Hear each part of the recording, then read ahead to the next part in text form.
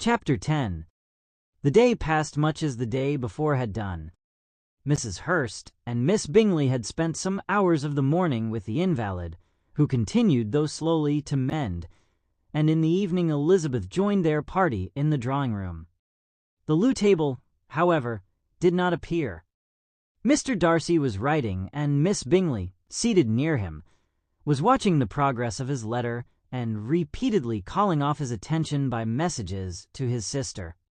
Mr. Hurst and Mr. Bingley were at piquet, and Mrs. Hurst was observing their game. Elizabeth took up some needlework, and was sufficiently amused in attending to what passed between Darcy and his companion. The perpetual commendations of the lady, either on his handwriting, or on the evenness of his lines, or on the length of his letter, with the perfect unconcern with which her praises were received, formed a curious dialogue, and was exactly in unison with her opinion of each.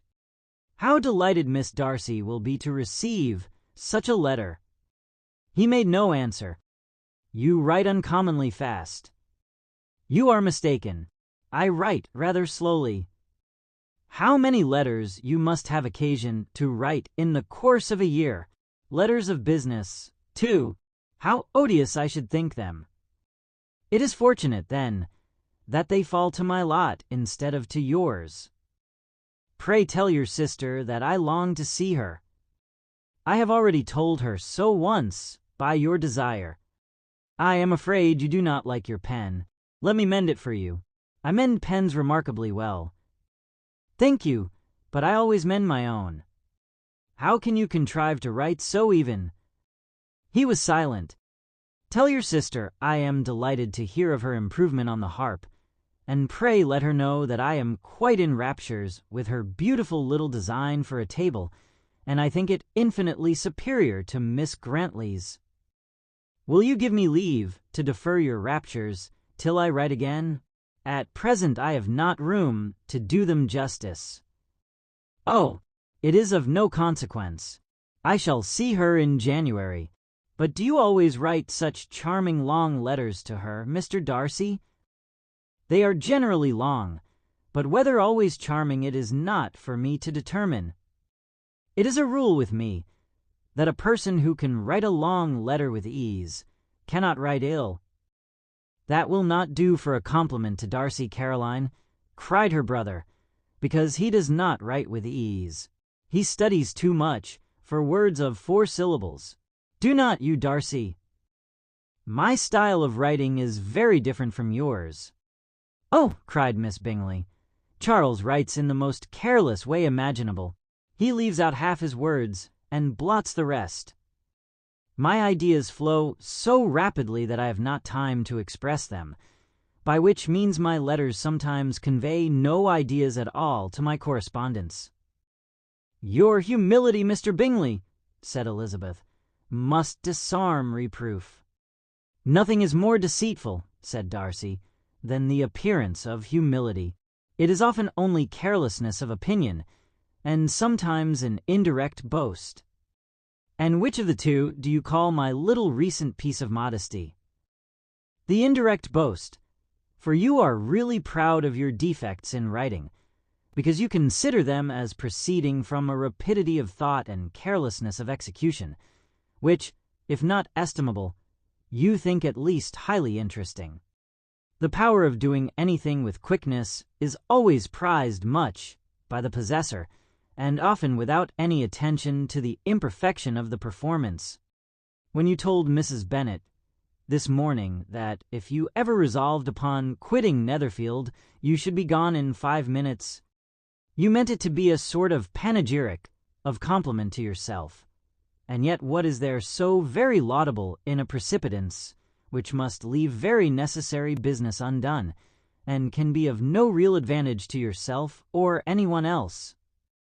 Nay, cried Bingley, this is too much, to remember at night all the foolish things that were said in the morning. And yet, upon my honour, I believe what I said of myself to be true, and I believe it at this moment. At least, therefore, I did not assume the character of needless precipitance merely to show off before the ladies. I dare say you believed it, but I am by no means convinced that you would be gone with such celerity. Your conduct would be quite as dependent on chance as that of any man I know, and if, as you were mounting your horse, a friend were to say, "Bingley, you had better stay till next week," you would probably do it. You would probably not go, and at another word, might stay a month longer. "You have only proved by this," cried Elizabeth, "that Mr. Bingley did not do justice to his own disposition. You have shown him off now much more than he did himself." "I am exceedingly gratified," said Bingley, "by your converting what my friend says into a compliment on the sweetness of my temper. But I am afraid you are giving it a turn which that gentleman did by no means intend, for he would certainly think better of me if under such a circumstance I were to give a flat denial and ride off as fast as I could.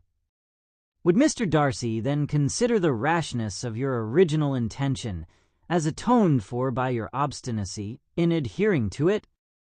Upon my word, I cannot exactly explain the matter. Darcy must speak for himself.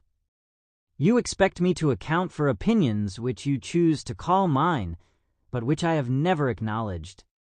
Allowing the case, however, to stand according to your representation, you must remember, Miss Bennet, that the friend who is supposed to desire his return to the house and the delay of his plan has merely desired it, asked it without offering one argument in favor of its propriety.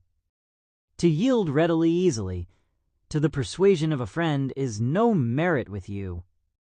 To yield without conviction is no compliment to the understanding of either. You appear to me, Mr. Darcy, to allow nothing for the influence of friendship and affection.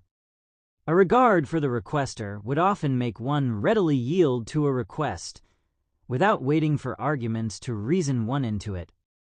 I am not particularly speaking of such a case as you have supposed about Mr. Bingley. We may as well wait, perhaps, till the circumstance occurs, before we discuss the discretion of his behavior thereupon. But in general and ordinary cases between friend and friend, where one of them is desired by the other to change a resolution of no very great moment, should you think ill of that person for complying with the desire without waiting to be argued into it? Will it not be advisable, before we proceed on this subject, to arrange with rather more precision the degree of importance which is to appertain to this request, as well as the degree of intimacy subsisting between the parties? "By all means," cried Bingley. "Let us hear all the particulars, not forgetting their comparative height and size, for that will have more weight in the argument, Miss Bennet, than you may be aware of. I assure you that if Darcy were not such a great tall fellow, in comparison with myself, I should not pay him half so much deference. I declare I do not know a more awful object than Darcy, on particular occasions, and in particular places, at his own house especially, and of a Sunday evening, when he has nothing to do." Mr. Darcy smiled, but Elizabeth thought she could perceive that he was rather offended, and therefore checked her laugh. Miss Bingley warmly resented the indignity he had received in an expostulation with her brother for talking such nonsense. "I see your design, Bingley," said his friend. "You dislike an argument, and want to silence this. Perhaps I do. Arguments are too much like disputes. If you and Miss Bennet will defer yours till I am out of the room, I shall be very thankful, and then you may say whatever you like of me." "What you ask," said Elizabeth, "is no sacrifice on my side, and Mr. Darcy had much better finish his letter." Mr. Darcy took her advice, and did finish his letter. If you enjoyed Chapter 10, subscribe now for Chapter 11 and the rest of this amazing story. You can also find the full playlist here to improve your English with ease. Don't miss out.